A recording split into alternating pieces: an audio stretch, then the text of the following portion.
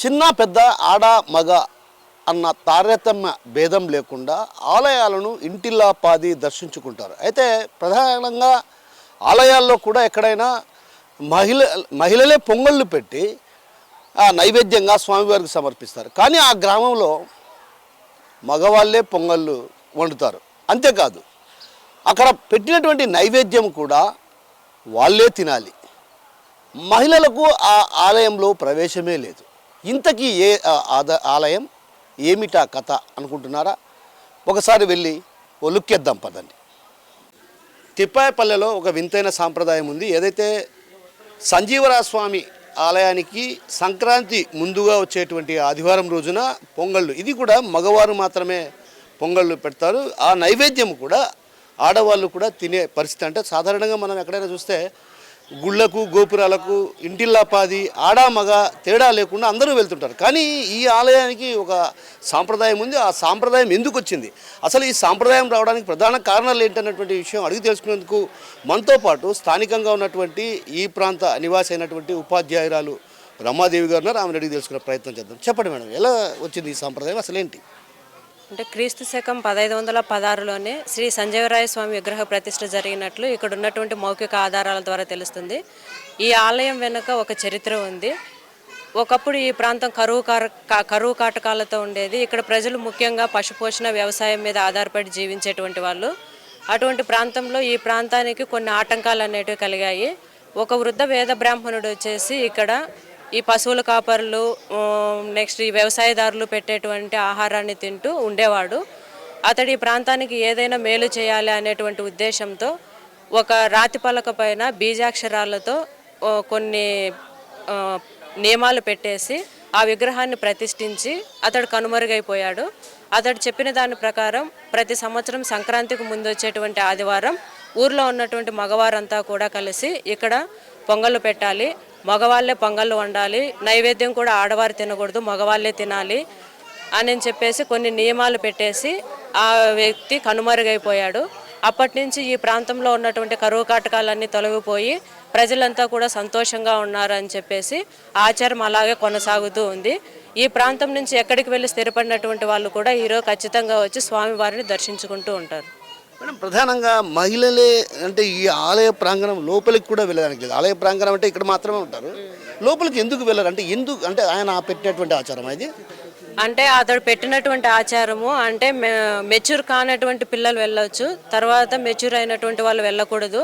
మీరు ఈ విధంగా చేసుకుంటే మీ గ్రామానికి మంచి జరుగుతుంది అని చెప్పేసి ఆ వేద బ్రాహ్మణుడు చెప్పాడు. కాబట్టి దానివల్ల మన ఊరికి మంచి జరుగుతుంది అనేటువంటి ఉద్దేశంతో ఆచారాన్ని అలాగే కొనసాగిస్తూ ఉన్నారు. ఇక్కడ దేశ విదేశాల్లో ఎవరైనా ఇక్కడి నుంచి ఈ ప్రాంతం నుంచి సుదూర ప్రాంతాల్లో ఉన్నటువంటి వారు కూడా సంక్రాంతికి ముందు వచ్చేటువంటి ఆదివారం ఇక్కడికి ఖచ్చితంగా వస్తారన్నటువంటి ఒక ఆనవాయితీ ఉంది. నిజమేనా మేడం? అంటే ఈ ప్రాంతం నుంచి ఎక్కడికి వెళ్ళి స్థిరపడినటువంటి వాళ్ళు కూడా ఖచ్చితంగా ఈరోజు వచ్చి స్వామివారిని దర్శించుకోవాలి అనేటట్లే ప్లాన్ చేసుకుంటారు. అంటే ఇక్కడ నుంచి విదేశాలకు వెళ్ళినటువంటి స్థిరపడినటువంటి వాళ్ళు కూడా ఖచ్చితంగా ఈరోజు అయితే వచ్చి స్వామివారిని దర్శించుకుంటారు. ఈ ప్రాంతం వాళ్ళే కాకుండా చుట్టుపక్కల గ్రామాల నుంచి కూడా ఎక్కువ మొత్తంలో భక్తులు వచ్చి స్వామివారిని దర్శించుకుంటూ ఉంటారు. దేశ విదేశాల్లో ఉన్నటువంటి వారు కూడా ఈ ప్రాంతంలో ఎవరైతే ఉండి దేశ విదేశాల్లో స్థిరపడిన వారు కూడా ఇక్కడికి వస్తూ ఉంటారు. అయితే ఇక్కడ మహిళలకు మాత్రం ప్రవేశం లేదు. యుక్త వయసు ఉన్నటువంటి వారికితో పాటు అటు పెళ్ళైనటువంటి మహిళలకు ప్రవేశం లేదు. ఎందుకంటే ఇది అనాదిగా వస్తున్నటువంటి సాంప్రదాయం. ఏదైతే వేద బ్రాహ్మణుడు ఈ బీజాక్షరాలు లిఖించిన తర్వాత ఆయన చెప్పినటువంటి సూచనలు తూచా తప్పకుండా పాటిస్తున్నాం. ఇది అనాదిగా వస్తున్నటువంటి సాంప్రదాయం. ఈ సాంప్రదాయాన్ని ఇదే విధంగా కొనసాగించాలన్నటువంటి ఉద్దేశంతో తమ పిల్లలకు కూడా ఇదే సాంప్రదాయాన్ని కొనసాగించాలంటూ కూడా సూచిస్తున్నామంటూ కూడా మేడం రమాదేవి గారు చెప్తున్నారు. నా పేరు రూపేష్, నేను పొంగల్కి ఇక్కడికి వచ్చాను. ఈ పొంగల్ తిప్పాయపల్లె గ్రామం తిరుపతి జిల్లాలో జరుగుతుంది. ఇక్కడ ప్రతి సంక్రాంతికి వచ్చే ముందు ఆదివారం పొంగల్ అనేది చేస్తారు. ఎక్కడెక్కడో ఉన్న వాళ్ళు కూడా ఇక్కడికి వచ్చి పొంగల్ పెట్టడం ఆనవాయితీ. నేను ఎక్కడో చదువుతూ కూడా ఇక్కడికి వచ్చి ఈరోజు పొంగల్ పెట్టుకొని ఆ స్వామిని ఆశీర్వాదాల కోసం ఇక్కడికి వచ్చాను. అంటే ఎవరు పెడతారు పొంగల్? ఓన్లీ మగవాళ్ళే పెడతారు, ఆడవాళ్ళు పెట్టకూడదు. ఎందుకు పెట్టకూడదు అంటే ఆచారం అది. అంటే మీ సాంప్రదాయం ఎప్పటి నుంచి ఉంది? ఈ సాంప్రదాయం ఇది మా తాతల కాలం నుంచి ఉంది. ఇంకా ఆచారాన్ని అలాగే మేము కూడా పాటిస్తూ వస్తున్నాం. నువ్వేం చదువుతున్నావు? బీటెక్ 3 మా ఊళ్ళో జరుగుతుంది కాబట్టి మేము తప్పకుండా పాటిస్తాం. తిరుపతి జిల్లా పుల్లంపేట మండలం తిప్పాయిపల్లెలో ఒక వింతైన సాంప్రదాయం, అంటే ఇది అరుదైనటువంటి సాంప్రదాయం, ఇది అనాదిగా కొనసాగిస్తున్నటువంటి సాంప్రదాయమా లేకుంటే మధ్యలో వచ్చిందన్నటువంటి విషయం అడిగి తెలుసుకునేందుకు మనతో పాటు ఈ గ్రామానికి సంబంధించినటువంటి పెద్ద ఉన్నారు, ఆయన అడిగి తెలుసుకునే ప్రయత్నం చేద్దాం. సరే చెప్పండి, అసలు ఎప్పటి నుంచి ఈ సాంప్రదాయం కొనసాగుతుంది, అసలు ఎందుకు ఈ సాంప్రదాయం వచ్చింది? ఈ సాంప్రదాయం ఎప్పటి నుంచి అని చెప్పాలంటే మనకు అర్థం కాదు. ఇది మొట్టమొదటి ఈ దేవుణ్ణి ప్రతిష్టాపించినప్పటి నుంచి ఒకరి ద్వారా ఒకరికి ఇటువంటి సాంప్రదాయం ఉందని తెలపడం జరిగింది. ఆ సాంప్రదాయాన్ని మనం తూచా తప్పకుండా పాటిస్తున్నాం. ఆనాడు చెప్పటం ఏదంటే పెద్దల నుంచి వచ్చిన ఆచారం ఏమంటే, ఒక వృద్ధ బ్రాహ్మణుడు ఇక్కడ వచ్చి ఈ ఊర్లో కరువు కాటకాలతో నిండి ఉన్నటువంటి ఈ గ్రామంలో ఆయన వచ్చి ఊర్లో తిరుగుతూ ఉండేవాడు. మగవారు ఏమన్నా ఇస్తే తీసుకుంటాడు కానీ ఆడవాళ్ళు ఇస్తే తగిలేవాడు కాదు. అలాంటి వ్యక్తికి మీకు ఏదైనా ఒక మేలు చేద్దామనేటువంటి దాంతో ఒక రాయిని తీసుకురమ్మని ఇక్కడ ఆ రాయికి బీజాక్షరములు కొట్టి అతను కొన్ని నియమ నిష్టలు చెప్పి పోవడం అంతర్ధానం అవ్వడం జరిగింది.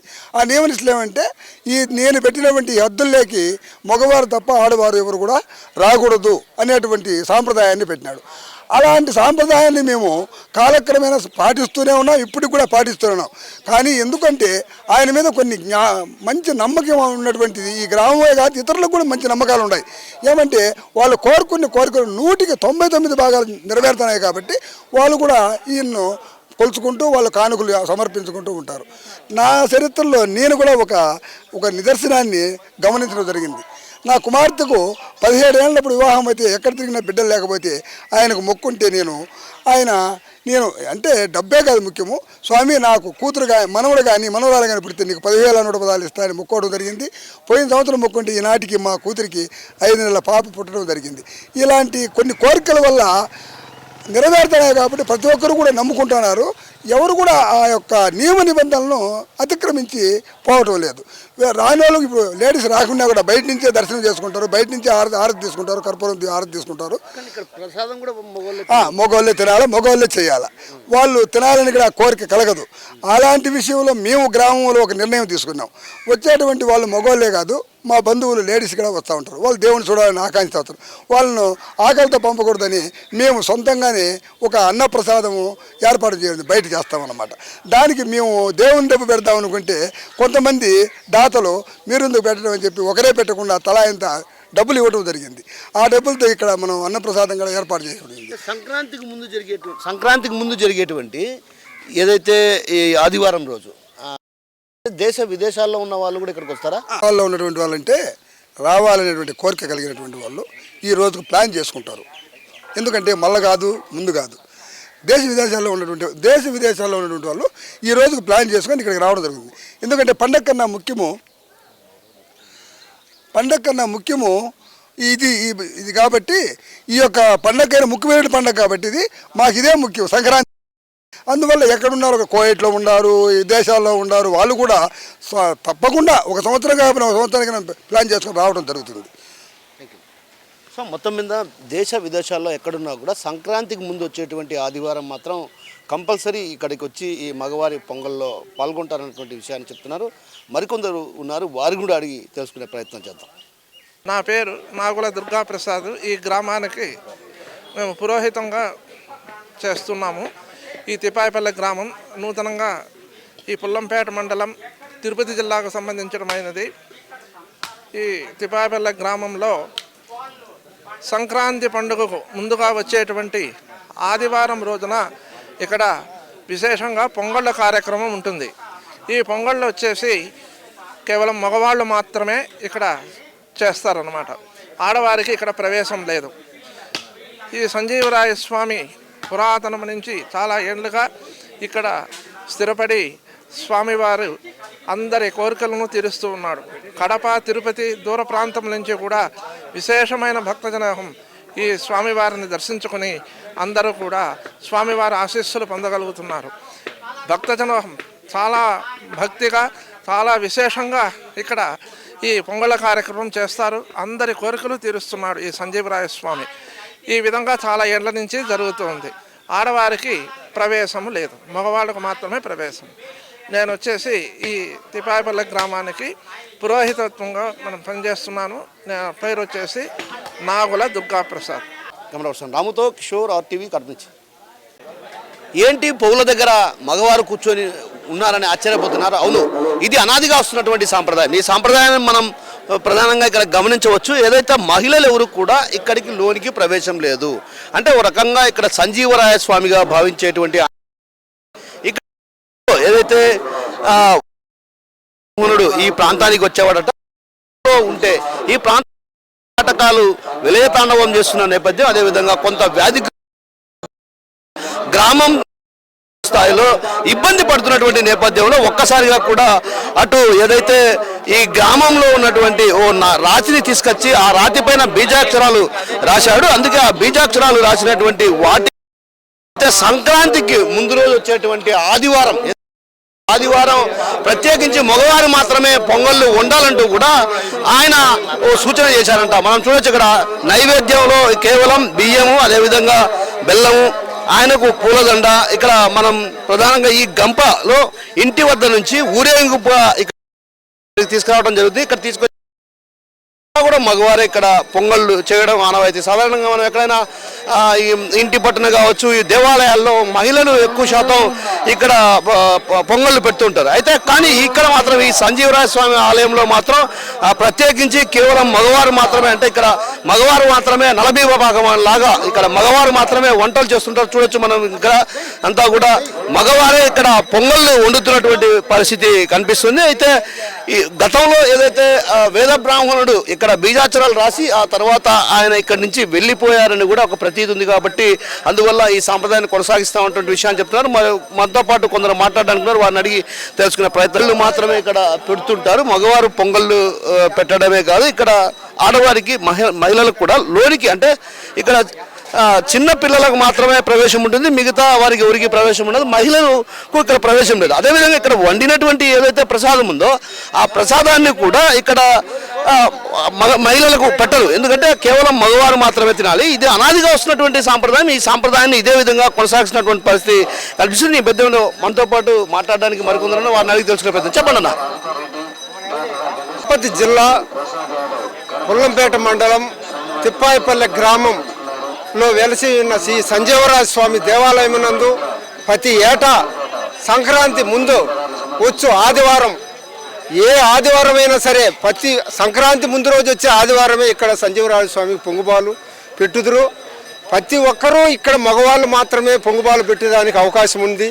మహిళలకు అనుమతి లేదు లోపలికి, ఓన్లీ చిన్నపిల్లలకు మాత్రమే అనుమతి ఉంది.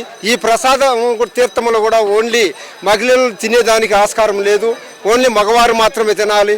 ఇక్కడికి రావాలంటే పొంగుబాలు ప్రతి ఏటా ఆదివారం సరియగు మగవాళ్ళు మాత్రమే స్నానాలు చేసి పొంగుబాలు తీసుకొచ్చి ఇక్కడ దేవునికి నైవేద్యానికి సమర్పించి ఇక్కడ 101 బిందె దేవుడికి నీళ్లు పోసి ఆయనకు మొక్కుబడి తీర్చుకొని ప్రతి ఏటా మేము ఏదైతే కోరికలు నెరవేరుస్తున్నామో సంజీవరాయుడు స్వామికి ప్రతి ఏటా ఆయనకు పెట్టిన మొక్కుబడి తీర్చి మేము ఆ దేవుణ్ణి ప్రతి ఏటా ఎప్పుడూ కొలుసుకుంటుంటాం. ఈ ఊరినందు పుట్టిన ప్రతి మగ పిల్లవాడు ఎక్కడున్నా కూడా ఈ యొక్క సంక్రాంతి దినము ముందు ఆదివారము ఎక్కడున్నా కూడా రావాల్సిందే. ఈ యొక్క ఊరిలో పుట్టిన వాడు ఈరోజు కోయట్లో ఉన్నా కూడా ఈరోజు సంజీవరాయుడు స్వామికి ఖచ్చితంగా దేవునికి పొంగుబాలు పెట్టుకుంటాడు. ఈ యొక్క ఆనవాయితీ ప్రతి ముందు నుంచి పూర్వీకులు చేసిన పెద్దవాళ్ళు పెట్టిన ఆనవాయితీ ప్రకారమే జరుగుతుంది. కనుక ఈ యొక్క బెల్లము, చక్కెర, పూలదండలు ఈ యొక్క దేవునికి తీర్థం ఇచ్చి ప్రసాదము సమర్పించుకుంటారు. ప్రతి ఒక్కరూ సంక్రాంతి ముందు ఆదివారమే చేయాలా. ఏ ఆదివారం వచ్చినా కూడా ఆ ఆదివారమే దేవునికి నైవేద్యం ఇచ్చేందుకు టెంకాయలు కానీ పూలదండలు కానీ ఆదివారమే.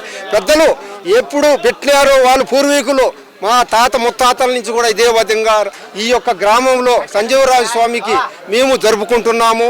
ఈ యొక్క ఆనవాయితీగా సంజీవరాయ స్వామికి మేము ప్రతి ఆదివారము పొంగుబాలు పెట్టి ఈ యొక్క ప్రసాదం తీసుకొని పోయి ఇంటికి కూడా మగవాళ్ళమే తింటాము.